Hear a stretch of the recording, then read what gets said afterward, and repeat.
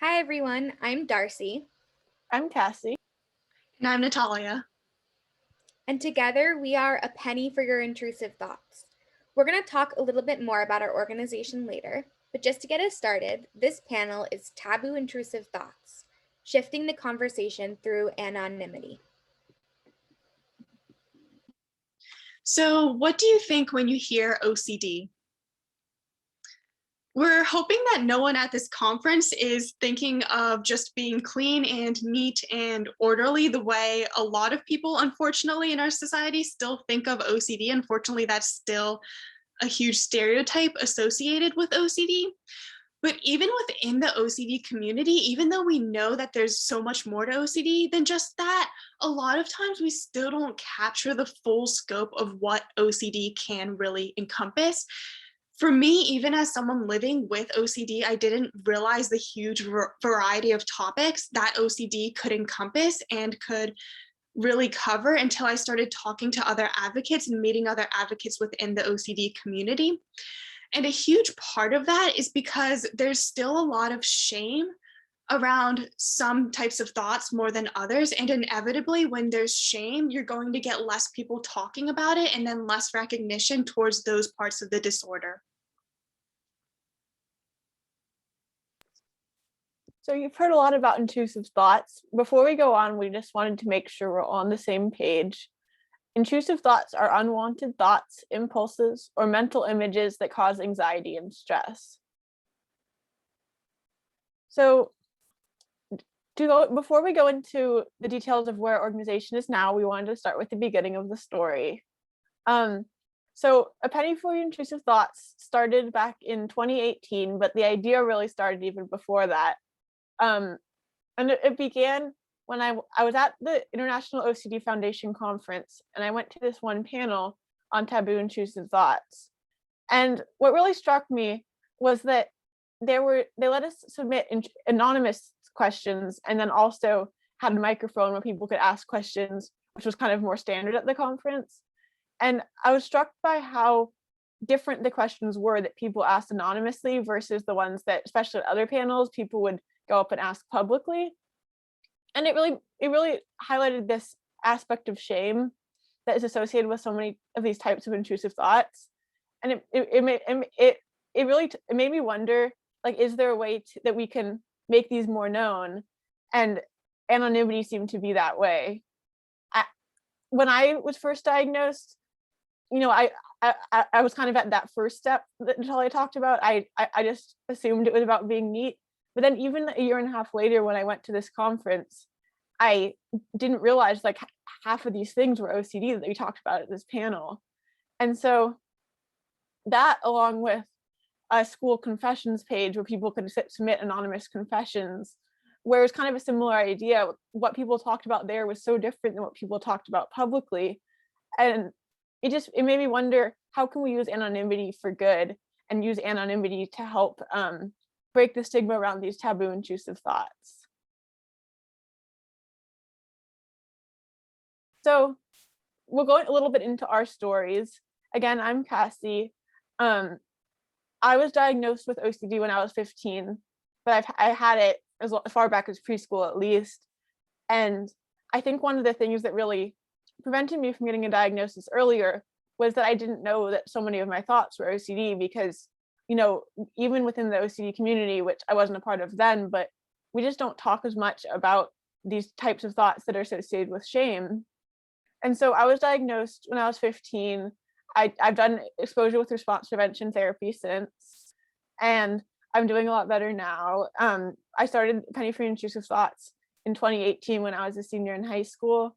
And then Darcy joined, or I had the idea and I proposed it to Darcy, and she was really excited to get on board, so I'll pass stuff to her. Oops, sorry, ignore that. Thanks, Cassie. So my story starts around sophomore year of high school. I started dealing with OCD thoughts, specifically around contamination and fear of germs. For me, it kind of happened overnight, which was pretty unusual. But I've always been an anxious kid, so it wasn't all that surprising. I dealt with a lot of fears around food and around my bed and just feeling not right and needing to clean things in order to feel like things were right again. And I ended up going to the OCDI through McLean, which is a residential treatment program. I went to the OCDI Junior, which is for kids because I was 17 at the time. And through McLean, I was introduced to Lisa Coyne, who then introduced me to the IOCDF conference and asked if I would want to speak on a panel. So I ended up going to San Francisco and speaking on a panel, which was the same conference that Cassie attended, that separate Intrusive Thoughts panel. And at that conference was where I met Cassie. We became friends super fast, and Cassie proposed the idea for a penny for your intrusive thoughts. And I really thought it was a great idea and definitely wanted to join on. I've always had a passion for advocacy and trying to make a difference with my struggles. So I thought it was a great idea.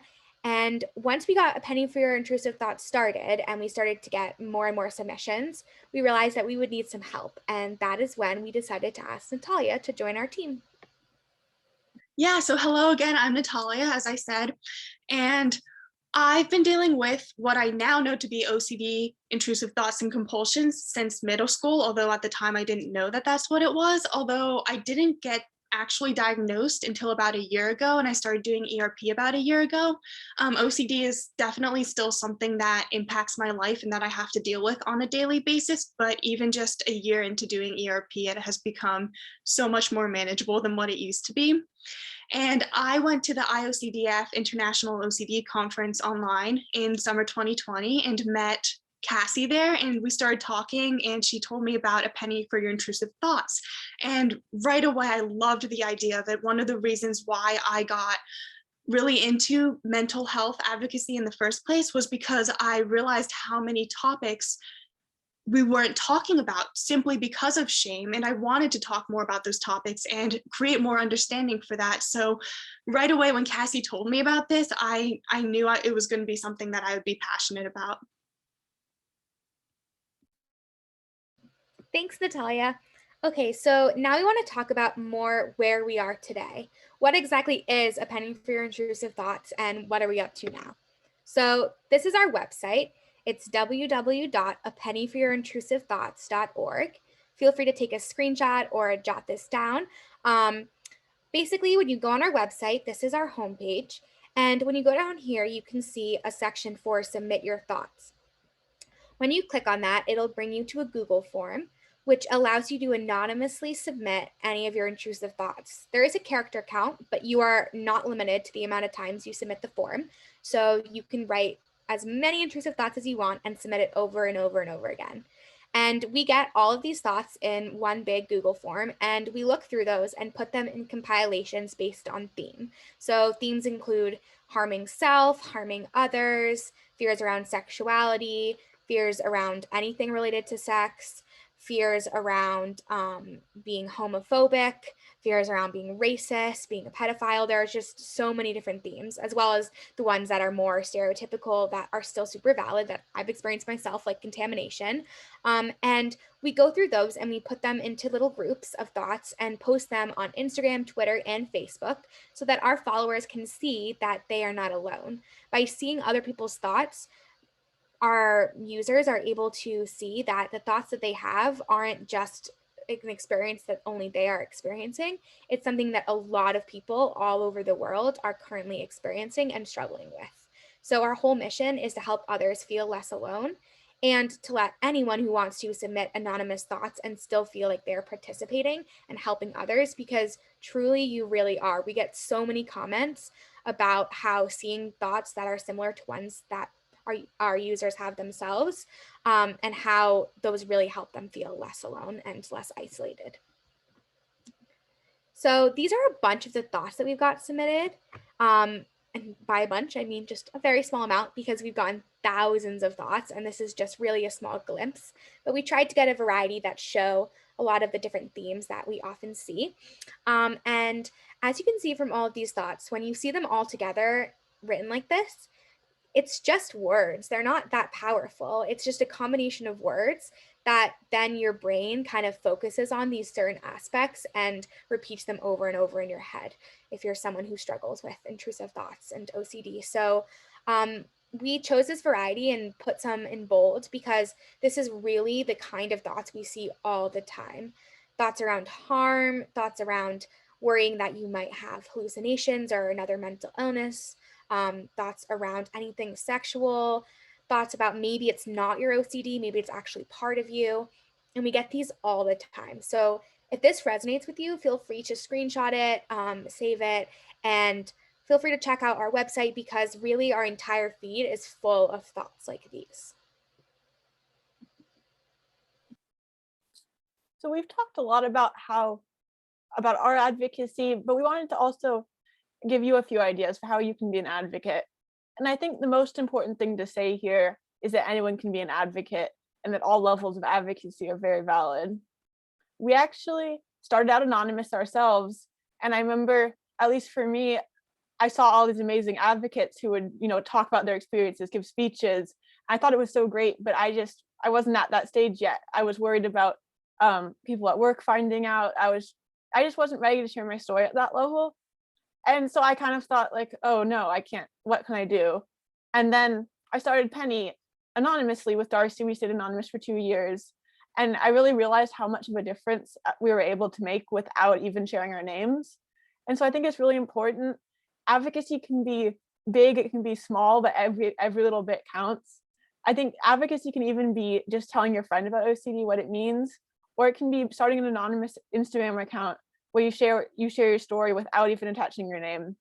And I think in addition, you can just submit something to our website and you're already being an advocate, because as Darcy was saying, we get so many people commenting like, oh wow, I thought I was the only one who had that. Thank you so much for sharing. And without even knowing who you're talking to, you can influence someone else's life. And lastly, I just wanted to emphasize that it's so okay if you're not ready to share your story publicly.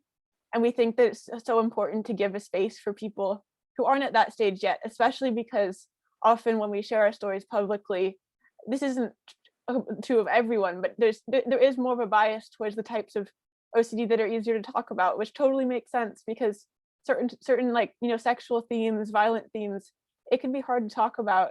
And for some people, there are real repercussions, like depending on your career, like your family. So I think it's just really important to like know that we're all coming from a different place. And so it's very valid to advocate however is comfortable to you, and you can still make a difference.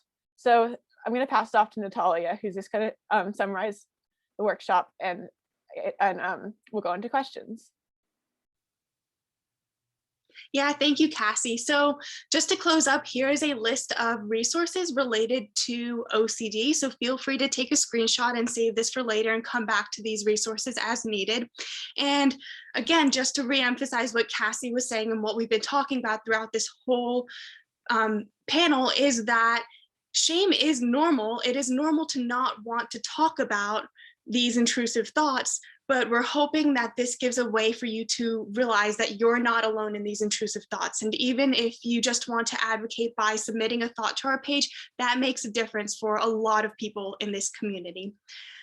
So again, thank you, and we're really excited to answer your questions now.